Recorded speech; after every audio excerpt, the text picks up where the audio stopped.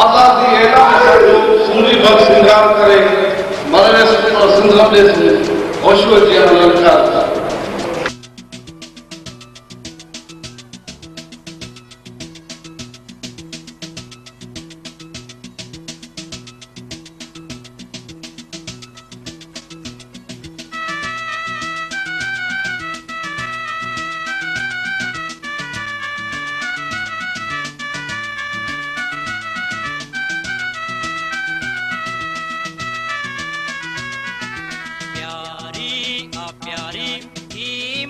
सारी सिंध नारोहण को आजादी जो चाहे कपिन भली कंद हो प्यारी आ प्यारी ही मुखे सारी सिंध नारोहण को आजादी जो चाहे कपिन भली कंद हो प्यारी।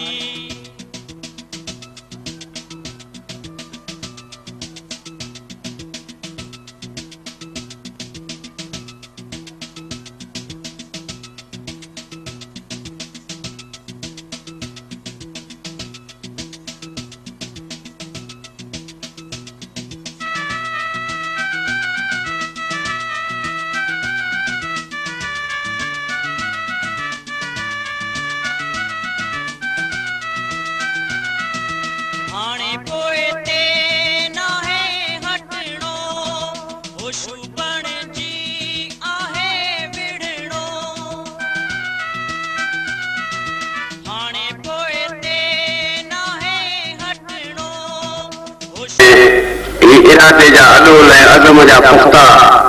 हिन स्टेज ते पंहिंजा सुहिणा सुहिणा घोट ॾिसी वाकई दिलि में चवंदी आहे त हाणे को बि न आजो बहारूं कसे, हाणे को बि न आजो बहारूं कसे, घोट तुंहिंजे तंबूरे ते तारूं कसे, केरु ओठी उठनि जूं कसे, मंगल मजनू का छेटी पई सिंध मुर्गी पई सिंध मुर्गी पई।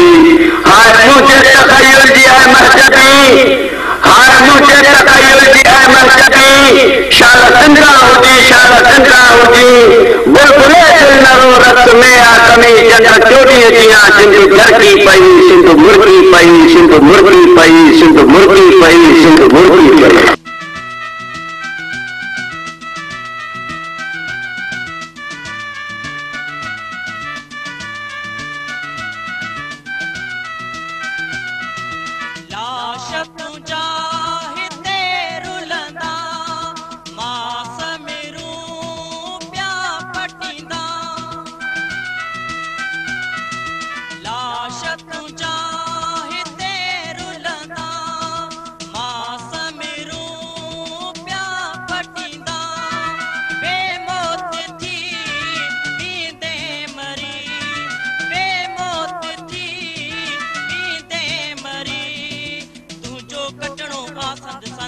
नारोहण को आजादी जो चाहे कपिन भली कंद हो प्यारी आ प्यारी ही मुखे सारी सिंध नारोहण को आजादी जो चाहे कपिन भली कंद हो प्यारी।